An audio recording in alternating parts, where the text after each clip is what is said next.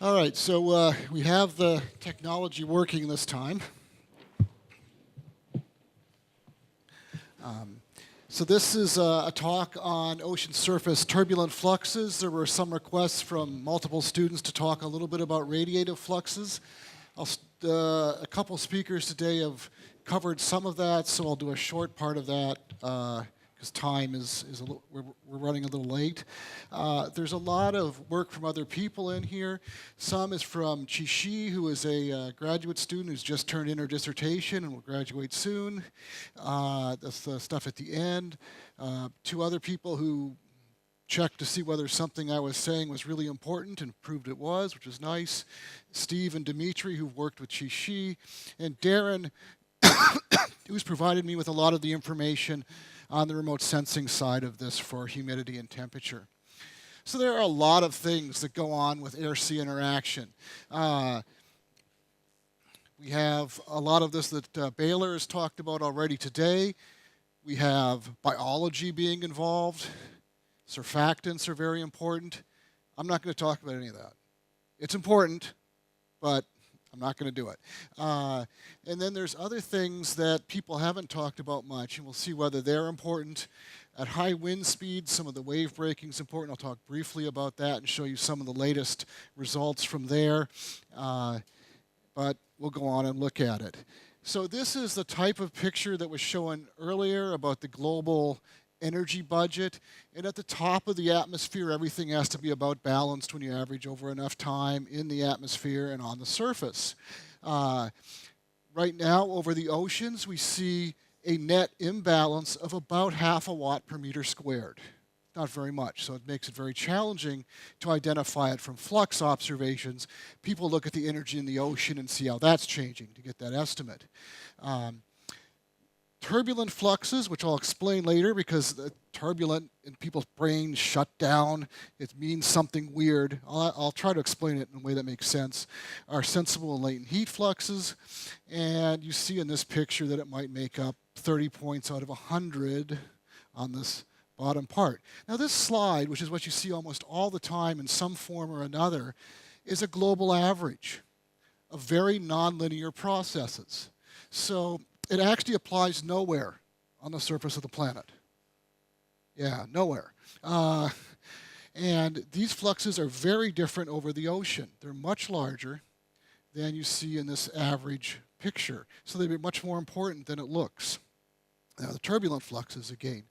The long wave fluxes, well, let's look at the solar first. You get 50 points out of 100 that make it to the surface. Some thoughts say 65, 55, some say 45, whatever. It's close to 50.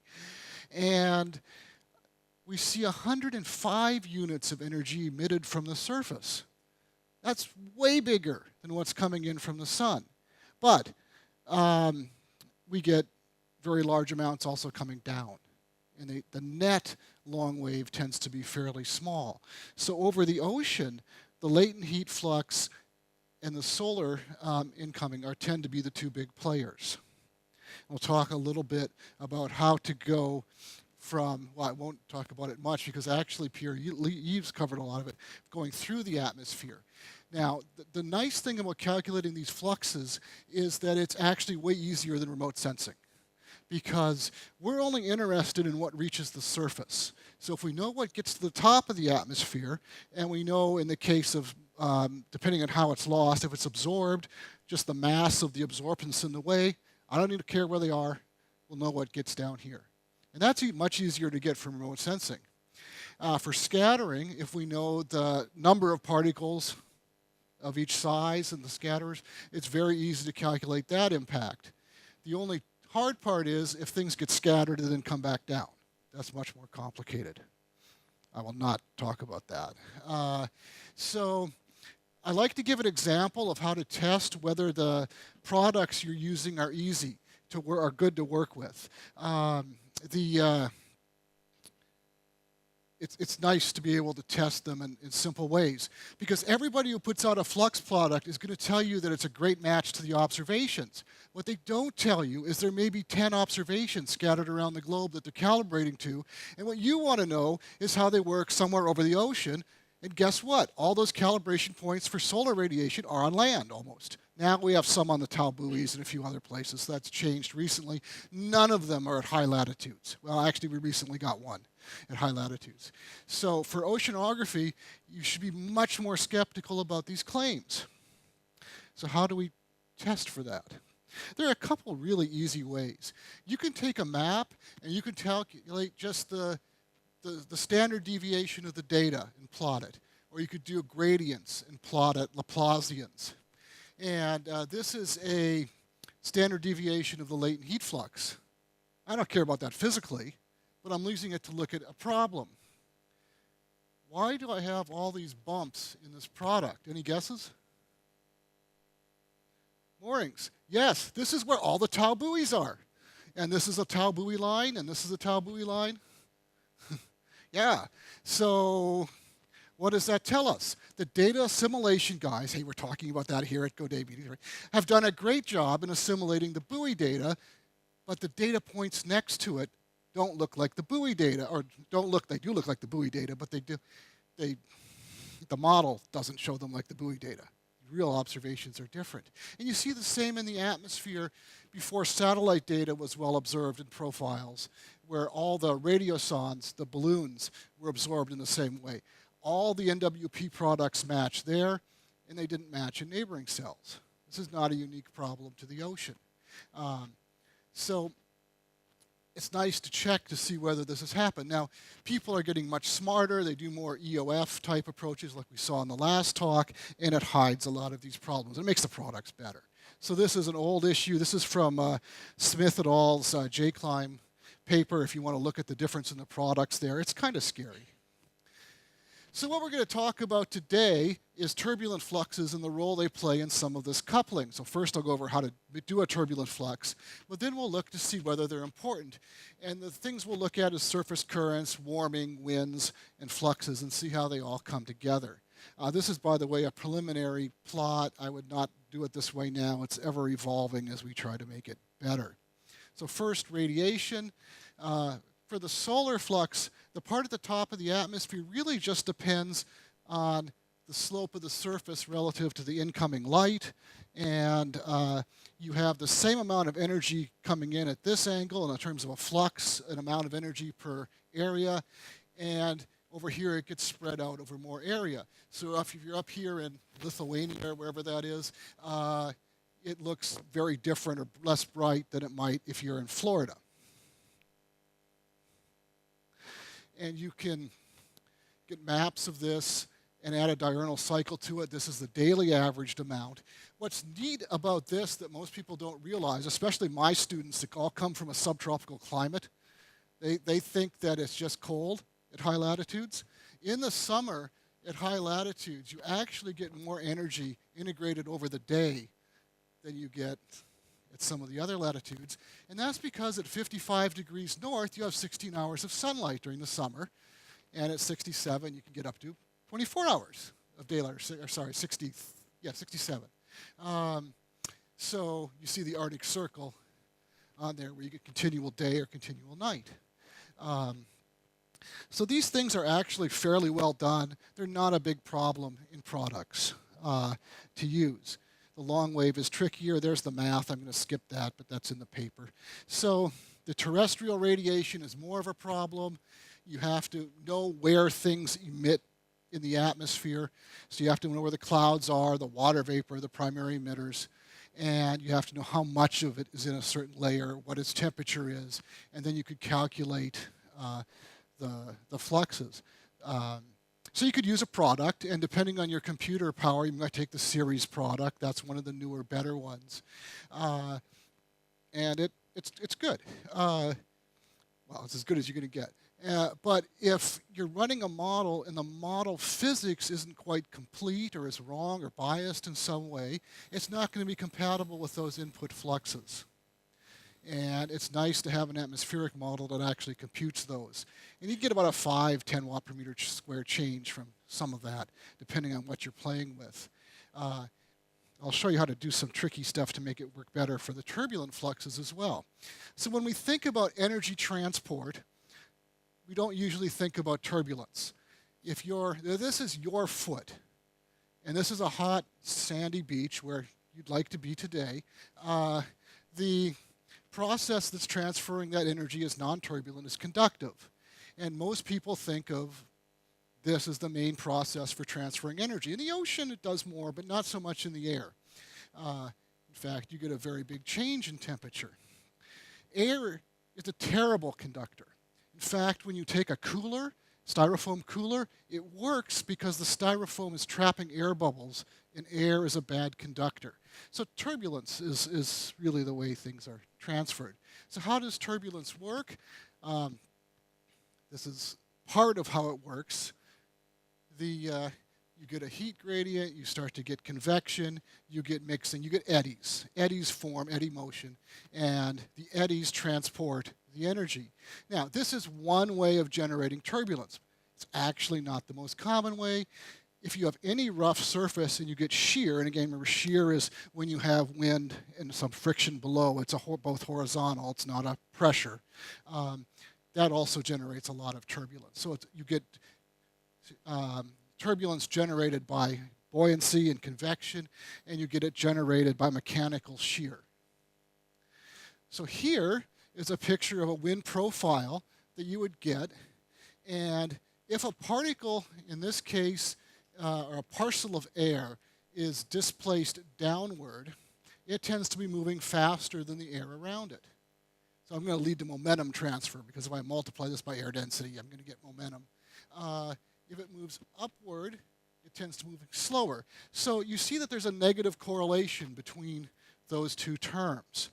And if you calculate, your flux then becomes the density times the covariance of those two types of motion. And that's how turbulence transports, in this case, momentum. But if I had, instead of a profile of wind, if I had a profile of humidity, the same logic works for a latent heat flux. If I had the potential temperature, you would do the same thing for a sensible heat flux. And that's the basic concept on how transport works. So that results in a logarithmic profile modified a bit by buoyancy. There are some weird features to this that most people don't talk about. There's a vertical offset to the profile, potentially, as a function of height. And if you have currents, there's a horizontal offset on that. The height one is hard to explain using an ocean example. But if you have something on the surface that causes the interaction to be above what you'd normally call your surface, as a row of trees, then it's offset upward, and that's called the displacement height. So for corn, wheat, it's 70% of the height of the crop.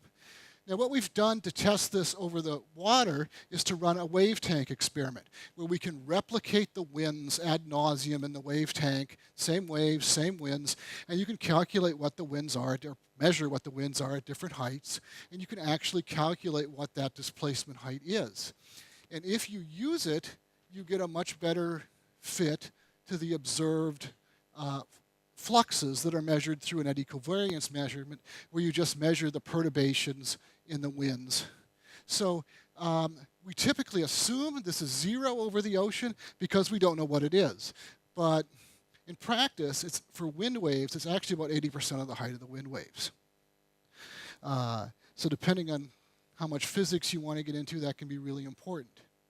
So these are the equations for the profiles. We have this logarithmic dependent on height. Z is height above the surface. K is a constant. It's roughly 0.4. And this roughness length describes the roughness of the surface, different than the electromagnetic roughness you hear in remote sensing, but still different. This is your offset. This doesn't matter much except when you're running it in a model and you don't want to get a negative, don't want the computer to blow up. And then this is the stability term over here. Now, what's unfortunate about these equations, and here are the fluxes down here, which are in terms of these scaling parameters, the U star, theta star, and Q star.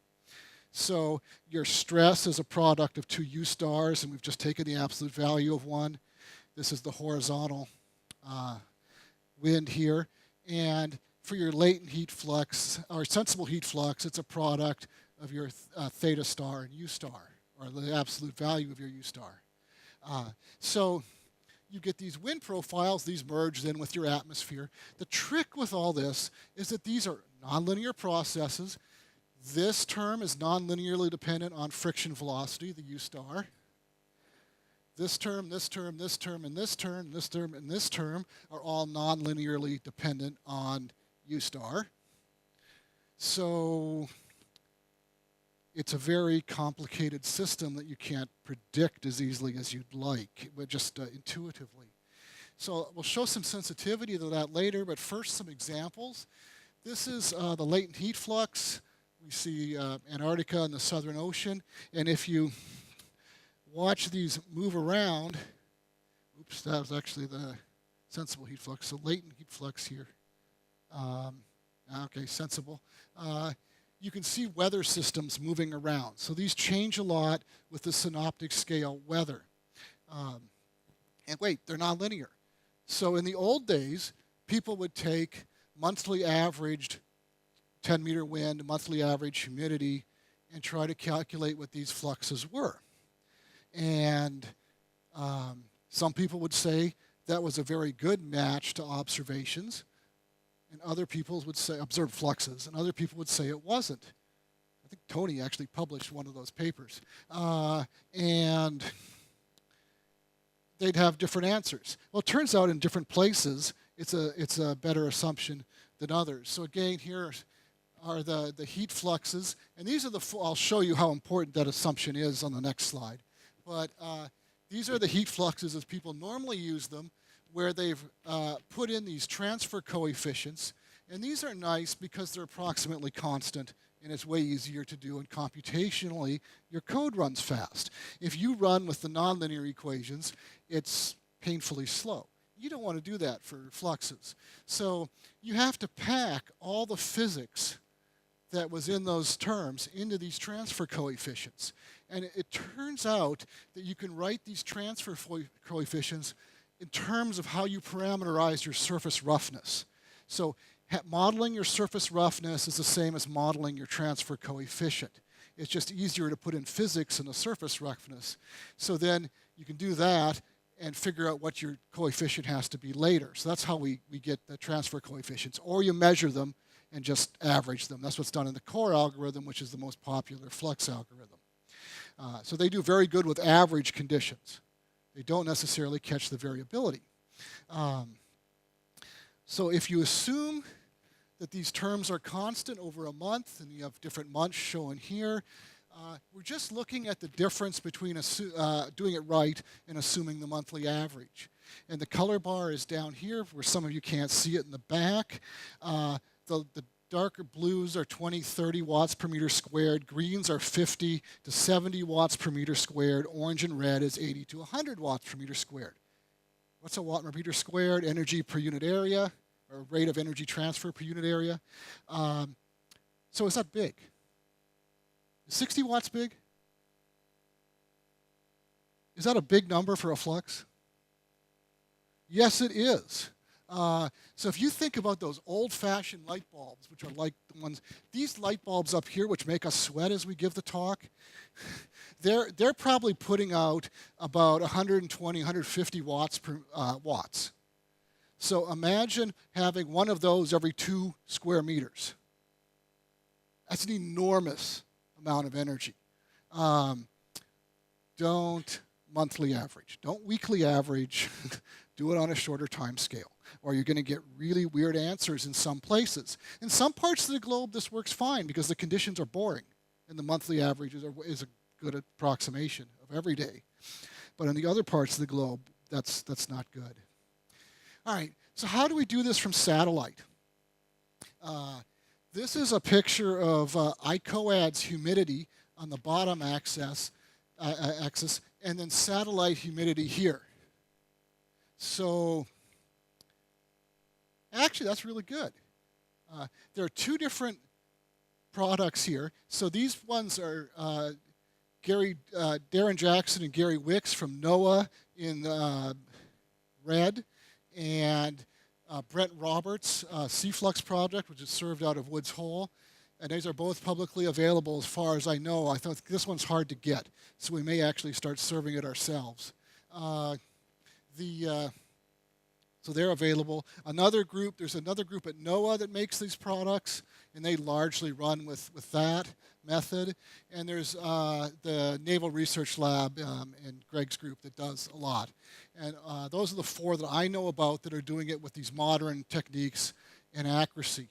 Now, if you went back in the literature and looked at the quality of these things, you would never use a remotely sensed flux. They were bad. But around 2012, these products started coming out, and they revolutionized what we can do with remote sensing.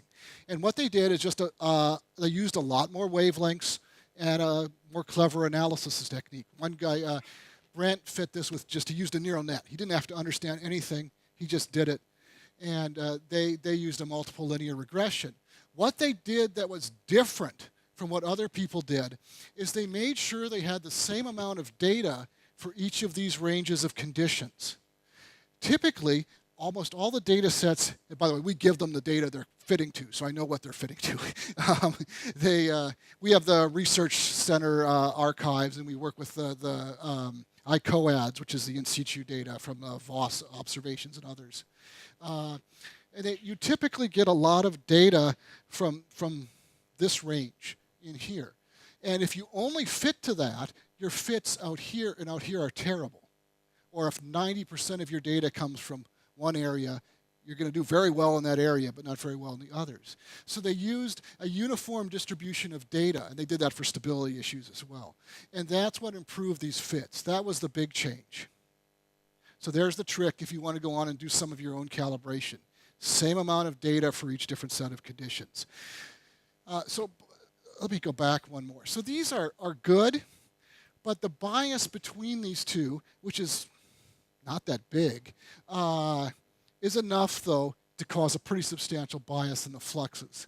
And what they've done is different corrections to heights and other things with the data set. So Brent used all of the, Knox, the group in Southampton. He did all their corrections, and these guys used a slightly different set of corrections. We're still trying to figure out what's right, and there's a project for a value-enhanced ICOADS that continually gets a tiny bit of funding in different groups that we're putting these together better. On the next slide, though, we'll do a comparison to research ships. And these ones, we know the height of the instruments, they're higher quality instruments, it's a better test. There's not enough of these to calibrate the data, but it makes for a good data set to test. In the plot over there with the locations, the color just indicates where the ship was. It's not a geophysical quantity other than location. On these plots, you see the triangle's the ship, the square, more colorful square is the satellite, and clearly they track each other fairly well. However, I'll say if you actually want to cheat and make something look good no matter what, this is the way to do it. This is a better way of doing the plotting. And in this case, we're showing two different approaches. This is where you don't know the sea surface temperature, and this is where you do know it. Huge difference in the impact. So knowing the sea surface temperature is important in these retrievals. And those microwave satellites that may not be so well continued, those are the ones you want to use to do this. Oops, that's going to be a problem in the future, maybe. So GCOM W2, which people keep saying is what we want to have continue this, we don't know when that's going to go up. I have an instrument I'm trying to get on there, and we're waiting for developments. If we can get that stuff working or deal with the past data, the calibration here is pretty good. The differences are about 1.5 times what we'd see from a buoy. So no, they're not as good as a buoy, but they get global coverage. I'll take the global coverage. And then you work with the buoy data as well. So this is slick. So they can get an air-sea temperature difference and an air-sea humidity difference. And we've looked at extreme events. We have massive cold fronts coming off the land into water. Nails it, at least in all the examples we looked at. It's not just one cherry-picked case. So this is nice. We can get the data that we want to put into those equations I showed you earlier. And here are those equations again. So in this case, we're getting these humidity at the surface minus the humidity at 10 meters usually. And the same thing here for temperature, potential temperature. But we don't measure currents, so we couldn't do a U minus U surface. So we're in trouble there. No, actually we're not. Scatterometers give us an equivalent neutral wind, so you just have to use the equation for equivalent neutral winds. So to get an equivalent neutral wind, and when we calibrate it, you use the full equation I showed earlier, where you have the stability term, not like up here. And then you can use, we calculate the correct U star and put it into this equation. This is a function of U star here. And you're good as long as this, we pick a roughness length parameterization that's not dependent on C state. Why? Because you don't know the C state usually, and because it gives us an easier calibration. It means you can just use a neutral drag coefficient times this squared times the air density, and you get a good stress. So it's very easy to use. But people tend to put those satellite winds into the full equation with stability, and that gives you a bias of about 10 watts per meter squared. At higher latitudes, it's bad. And you don't have to do it. This is easier. So you can take that wind from a scatterometer, from a radiometer, from SAR, whatever, put it in there, and you can take these humidities differences that you're getting from the other data sets I showed, and we can get fluxes of sensible heat, latent heat, and stress easily. And the trick you would think is to parameterize the roughness length right here. It turns out that these fluxes are fairly insensitive to small changes in the roughness length. So you can pick any reasonable one, and you're going to get almost the same answer. You can actually double the roughness length, and there's little impact. The trick is to get the variability in the roughness length that's even larger than that to account for things. So in one of the examples I'll show you next, there's a wave slope raised to the 4.5 power in one of the equations for roughness length. It makes a difference. But you need that kind of big difference. So to give you two applications, from Florida, we've recently had some interest in hurricanes. Actually, it's quite ugly. They're still cleaning up in lots of Florida. It's worse where it hit the islands harder. So when you're working with hurricanes, Kerry Emanuel's done MPI theory, and the intensity of a hurricane in the absence of anything that would stop it from growing is based pretty much on the energy that's available from the upper ocean. And the power is related to the energy going in, which is related to one of these transfer coefficients, and it's restrained by the drag at the surface.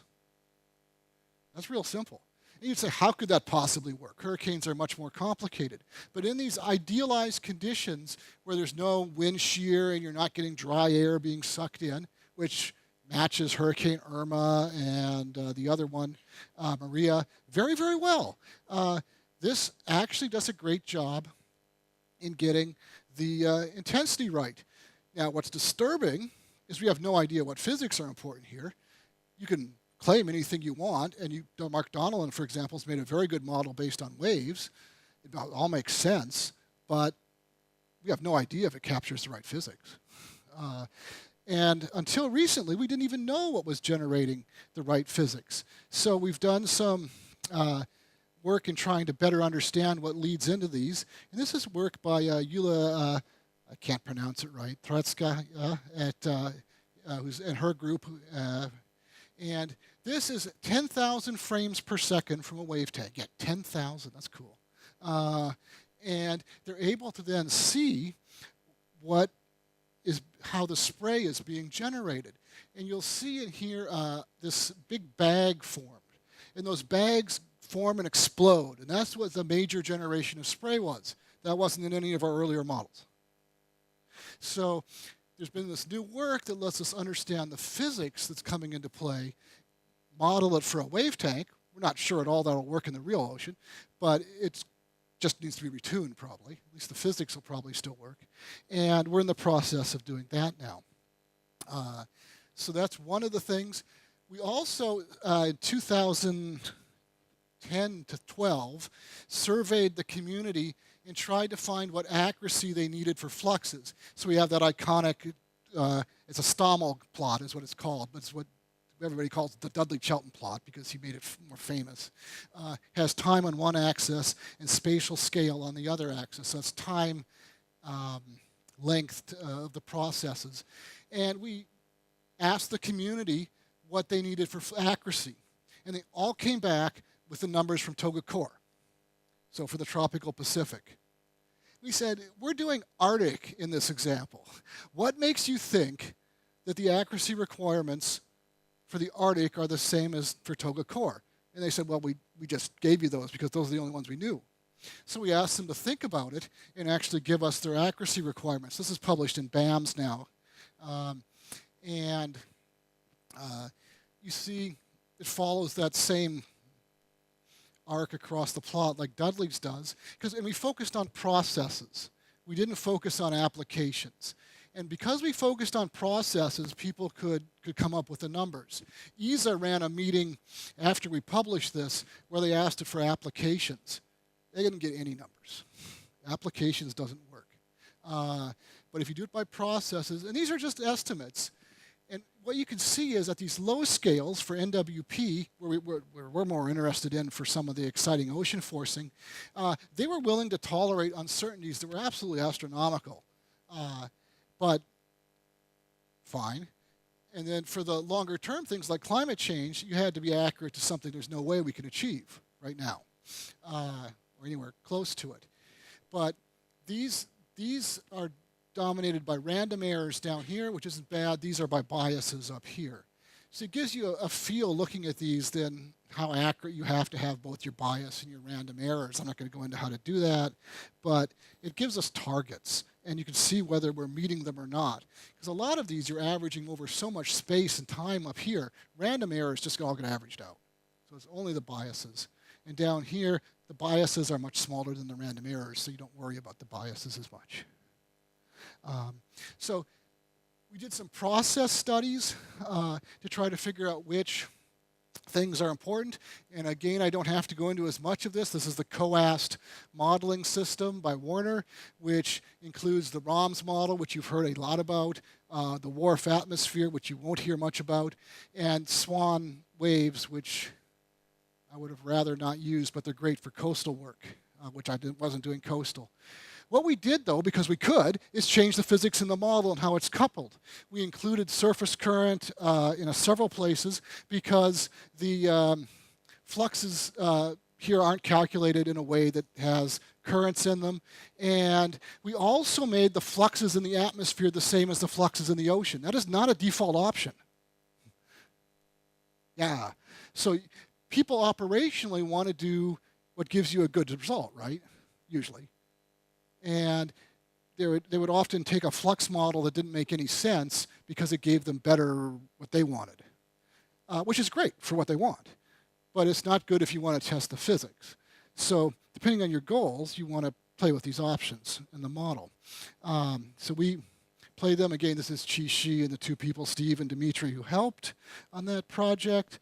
And the motivation is that there's substantial biases in the models. For fluxes, that there's not enough eddy kinetic energy produced, and in fact, when we put the currents in, so if you run a model with currents included in the stress, you don't get near enough production of eddy kinetic energy. We found the same thing. There's a whole bunch of ways you can get errors in these fluxes that we can try to fix. And we did that by just focusing on the stress. That's the only part we tweaked after making the coupling consistent. And we looked at the different feedback mechanisms. And I'll try to get there quicker. So again, we got an increase in EKE that looks more reasonable. I'll give you the punchline on that first. And we looked at the wind stress dependency. In most models, there's no sea state dependency, but because we have waves in here, we included that dependency. I'll show you the changes. Now, I'm doing this in October in this model, or she is, so they're going to be bigger waves, and it's going to be exciting. So we're just trying to get the physics, figure out which physics are important. So we ran 4 different simulations for 1 October with a hot start, and one just uses the standard no currents and no wave dependency. This current model accounted for the currents. The wave model used Taylor and Yellen's parameterization. We use that not because we think it's the best one. It's missing some feedbacks on stability, but because it was easy. It was already in the code. And then we did the one case where we included both the wave physics and the currents. This is the domain off the United States, and I'll just focus on the center domain. So it's about actually it's 3.3 kilometer resolution. I was thinking it was 5. And if we look at the changes now, just looking at currents, just by putting in currents, we get, this is the current image in here in the arrows, which you can't see, and temperature in color. So that's 1 degree C, half a degree C, 0, and then negative, similar range down here. Those are pretty big changes, and they come because the advection has changed. The horizontal advection has changed. So we looked at the physical processes that were driving the budgets, or the terms that were driving the budgets, and see what changed. So when I look then at the current case minus the control, the wave case minus the control, and the complicated case with both minus the control, and here we're looking at the change in wind stress. With the currents, we get a net reduction in wind stress. There's some pickups here, and this is because the water's warming up and it's becoming less stable. So convection is picking up and overcoming the shear production of stress, the mechanical production. But in other places, it's mostly negative. If we take into account waves, it's dramatically rougher surface and more stress. Now, you would think that you would get these two added together. No, it's a very nonlinear process. And this is what you get for the increased stress when you put both waves and currents in. Now, when we look at stress from space, for the scatterometer, for example, this is much closer to what you see. This is good. How much? That's what the student is doing next. We'll quantify it, but qualitatively, it's much better. So these processes that I'm talking about, these dependencies are important. If you want to do larger scale, it may not matter that much, but as we go down to smaller and smaller scale, down to some limit, which we haven't achieved yet, then these physical concepts really need to be taken into account, and those of you that saw Baylor's first couple lectures have a better insight as to why some of them become important, perhaps. So we looked also at changes in Ekman pumping, which is something we can't validate from space, but we'd sure like to. Fabrice might be able to soon, if he gets his instrument up, or I might. Well, not really. We probably don't have the resolution to do this. So we looked at the three same cases again, and there's pretty different processes in the Ekman pumping. And in this case, in both these two cases, horizontal advection and transport dominated. In this case, the vertical begins to dominate. So why? Good question. Because the atmosphere changes. You actually have to have the atmosphere coupled with this. And the coupling coefficient we talked about between your curl of the stress and your SST gradient is about 0.5 here. So this is your regression coefficient. It's a little higher here, and it's about 0.8 here. And this has a lot more curl of the stress in, so it's going to have a lot more Ekman pumping. Again, how realistic? This is more similar to what we see from observations in terms of that coupling. So we're on the right track. I'm not going to claim it's right, but these are important processes that need to go in. So when we again look at these processes in here, which ones are important? Yeah, for dynamics, it's these wind stresses.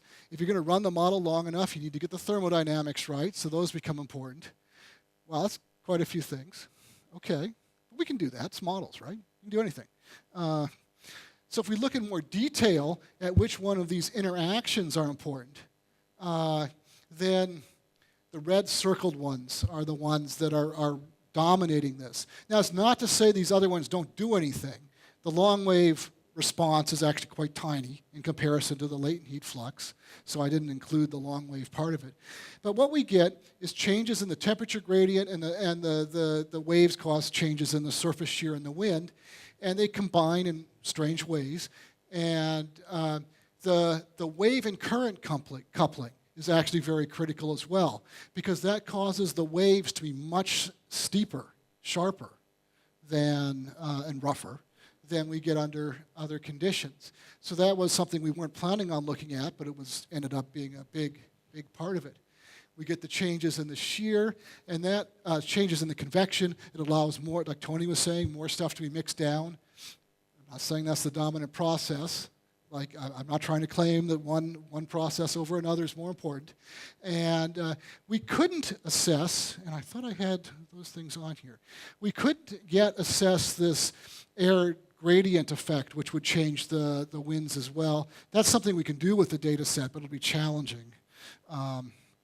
And I haven't looked at the full impact of the evaporation yet on the stability and stratification. It does change the latent heat flux a lot, though. And I've got to end this at some point, so I'm not showing all that. So we really need to, in the future, validate this.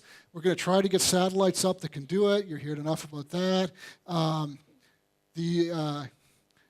We've got an airplane now, where we've got one of the instruments we want to put on this. This can get 200-meter resolution winds and currents. Yeah, you know what I want to do now, right? I want to fly that over this. And from the research ships, we can get minute-by-minute data. So we're going to use those things, we are using those things, to try to validate what's going on in these physical processes. Not in an absolute sense, but in others. Anyways, that's a key part of what's going on. So the summary on all this is we need satellite winds and currents, among other things, to get the eddy kinetic energy right, because if our eddies aren't right in the long run, it's really not a good thing. And we need it for a lot of operational related activities, search and rescue.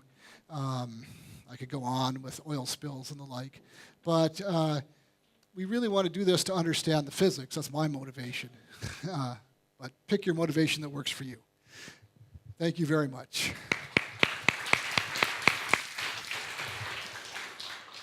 Thank you, Mark. Very nice questions. Everybody's hungry, or what happens? I'm standing between you and lunch for 2 talks, or you and dinner. Oh.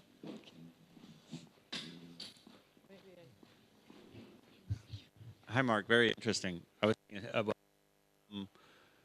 so I guess in a diagnostic sense, there are these flux relationships, and then we're using slightly different flux relationships in whatever model we plan to implement these pieces in. Mm-hmm.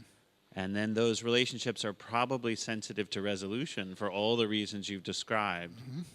So how worried are you about the flux, other property relationships and models matching up to the way that we're processing the observations as a function of scale? I was worrying about that last night a lot, but I don't have a feel for that, and it's a really good question. For some of these processes where it's a negative feedback, and I didn't go over it, but we know whether it's positive or negative in some cases, it won't matter. For other ones, it could be completely disastrous.